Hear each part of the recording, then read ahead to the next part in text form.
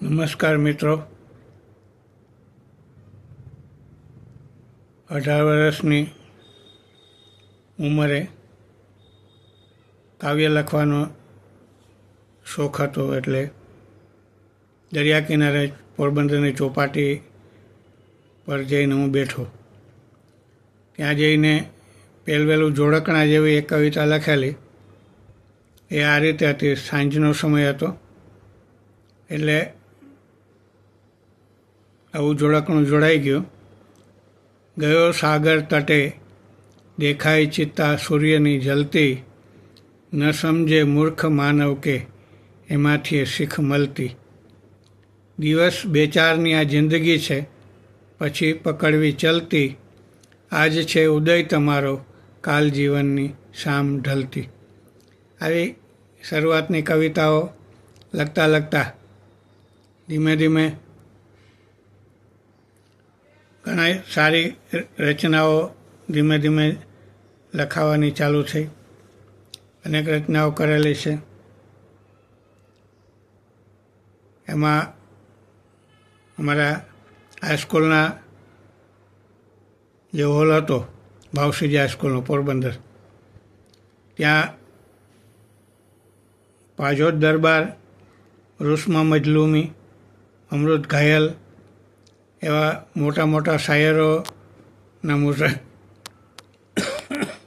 મુશાયરાઓ ગોઠવાતા. અને એમાં બીજા ઘણા કવિઓ પણ પોતાની રચનાઓ રજૂ કરતા. એક રચના થોડીક મને યાદ આવે છે. એક કવિએ પ્રેમ વિશે એક કવિતા લખેલી. એમાં એણે એવું લખેલું હતું કે પ્રેમ પ્રેમ પોકળ છે, વાતો પ્રેમ પૂરું ડીંડવાણું છે. એમ કહીને સૌરાષ્ટ્રની ભાષામાં એણે એક ગઝલ પણ રજૂ કરેલી, મને આજે પણ યાદ આવે.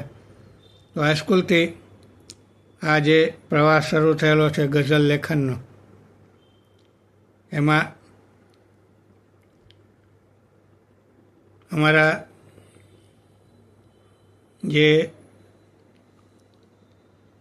શિક્ષકો હતા તેનો પણ બહુ મોટો સાહિત્યમાં રસ ઊભો કરવામાં ફાળો છે. એમાં દામોદર ભટ્ટ, સુધાંશુ, પછી રતિલાલ છાયા, પિયુષ વગેરે કવિઓ મને ભણાવતા, અને એને કારણે સાહિત્યમાં ઊંડો રસ ઉત્પન્ન થયો. ગઝલને બે રીતે રજૂ કરવામાં આવે છે. આમ તો ગઝલ કહેવી એટલે કે ખાલી બોલીને જ રજૂ કરવામાં આવતું હોય છે, પણ ત્યાં મેં જોયું ઘણી જગ્યાએ અને ભાવસીજી હાઈસ્કૂલના હોલની અંદર કે તરન્નુમમાં પણ ગઝલો રજૂ કરવામાં આવતી હોય છે. તો અહીંયા હું એક મારી પોતાની તાજી જ રચના કેદાર રાગની અંદર તરન્નુમમાં રજૂ કરું છું.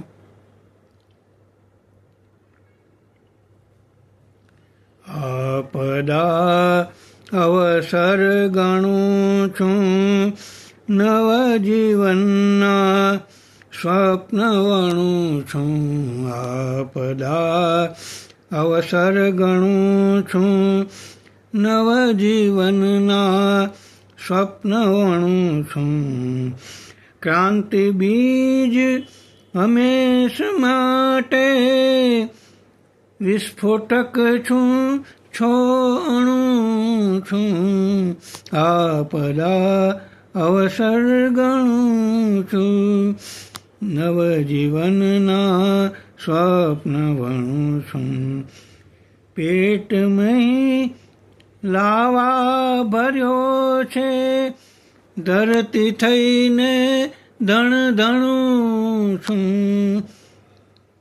નવજીવનના સ્વપ્ન વણું છું, નવજીવનના સ્વપ્ન વણું છું. આતંકીઓ જગતની શાંતિ જે ડોળે, આતંકીઓને હણું છું.